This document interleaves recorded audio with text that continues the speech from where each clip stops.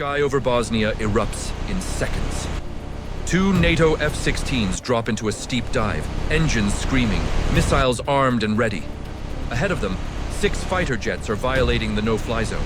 There's no time for negotiation, no room for hesitation. A radar locks on. A sharp tone pierces the cockpit noise, and then fire. Missiles streak into the cold, thin air. Seconds later, explosions bloom across the sky. Within minutes, several enemy jets are falling from the clouds, trailing smoke.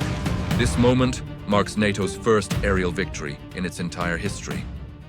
And it's the moment the world realizes the fight for Bosnia has just entered a dangerous new phase. But how did it come to this?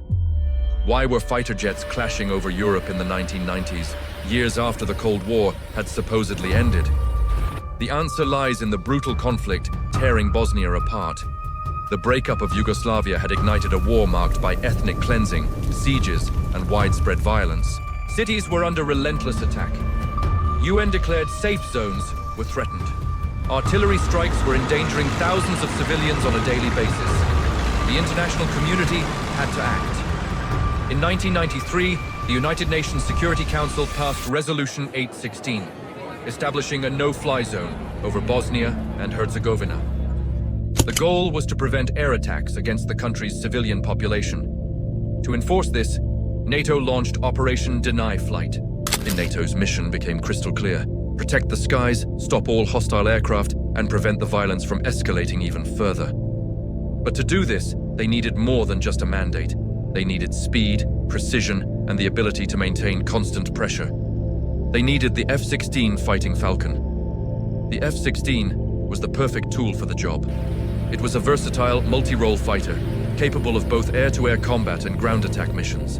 It was fast, agile, and equipped with advanced radar and targeting systems that gave its pilots a decisive edge.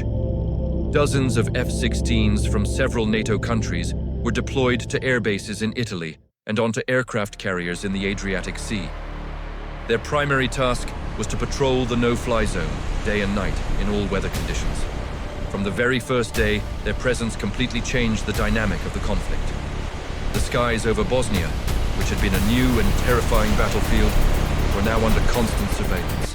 Every time hostile aircraft attempted to take off and fly unauthorized missions, NATO jets were already there, waiting.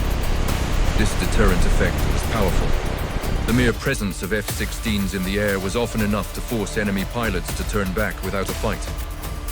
But sometimes, a simple warning wasn't enough. That brings us back to that first dogfight in February 1994. 6 Serbian J-21 Jastreb jets were spotted bombing a factory. 2 American F-16s were vectored to intercept. After repeated warnings to land were ignored, the F-16s engaged. In the aerial battle that followed, 4 of the 6 Jastrebs were shot down. The message was sent, loud and clear. The no-fly zone was not just a line on a map. It was a line that would be defended with force. But the danger wasn't only coming from the air. On the ground, heavy weapons like tanks, mortars, and artillery continued to pound populated areas, especially the besieged city of Sarajevo. To counter this growing threat, the F-16's role expanded. Pilots began flying reconnaissance missions, using advanced camera pods and sensors to track the movement of ground forces. They documented firing positions, identified command posts, and relayed critical intelligence back to NATO commanders. For the first time in the conflict, the ground war was being watched in real time from the sky. This intelligence was crucial, allowing the UN and NATO to understand where the greatest threats were and how to respond. The F-16s were also called upon for close air support missions to protect UN peacekeepers who came under attack. If a UN position was being shelled, F-16s could be scrambled within minutes to fly over the area, deterring the attackers, or, if necessary, engaging them directly. This provided a vital protective umbrella for the lightly armed peacekeepers on the ground. The situation reached a breaking point in 1995. In August, a mortar shell struck the Markle marketplace in Sarajevo, killing dozens of civilians in one of the war's most horrific attacks. The world was shocked and outraged. This brutal act forced NATO to escalate its response dramatically. Operation Deliberate Force was launched. a massive, sustained air campaign designed to suppress and destroy military sites that threatened the UN safe zones. The F-16 was the backbone of this operation. Flying alongside other NATO aircraft, F-16s led wave after wave of precision strikes. They targeted command and control bunkers, ammunition depots, bridges, and the artillery positions that had terrorized cities for years. The strikes were fast, they were accurate, and they were relentless. Using laser-guided bombs and advanced targeting pods, F-16 pilots could hit specific buildings or even individual vehicles, minimizing collateral damage while maximizing the impact on military capabilities. But flying these missions was incredibly dangerous. The skies were not empty. They were defended by a dense network of surface-to-air missile systems, or SAMs. Every pilot who flew over Bosnia knew the risk they were taking. This danger became terrifyingly real on June 2, 1995, when an American F-16 with the call sign Banja 52 was hit by a SAM while on patrol. Captain Scott O'Grady ejected deep inside hostile territory. His dramatic rescue 6 days later captivated the world and served as a stark reminder of the perils these pilots faced on every single mission. Another incident occurred in August 1995 during Operation Deliberate Force. Another American F-16, call sign Hammer 34, was also struck by a surface-to-air missile. The pilot managed to eject and survived, but the incident highlighted that even with advanced technology, the risk was ever present. Yet, the missions continued. The pilots kept flying because the stakes were simply too high. The goal was to end the suffering on the ground. By late 1995, the sustained pressure from NATO air power was making a clear impact. The relentless F-16 operations had systematically dismantled the military infrastructure that had fueled the war for so long. Heavy weapons were destroyed or forced to withdraw from around Sarajevo. Hostile aircraft had stopped flying completely.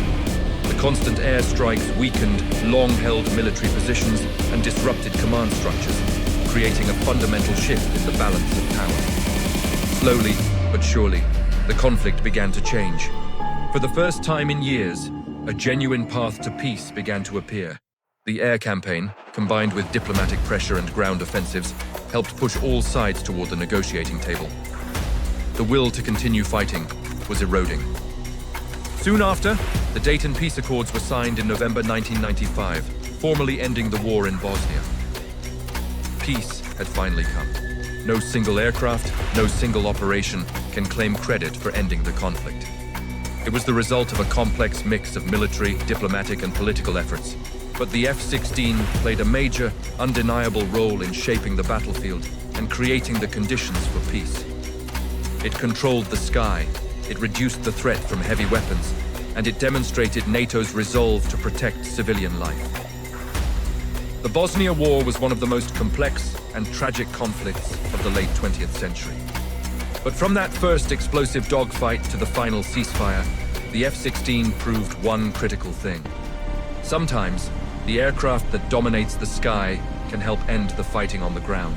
Thank you for watching. If you found this story interesting, please consider liking this video and subscribing to our channel for more deep dives into military history and technology. We'll see you in the next one.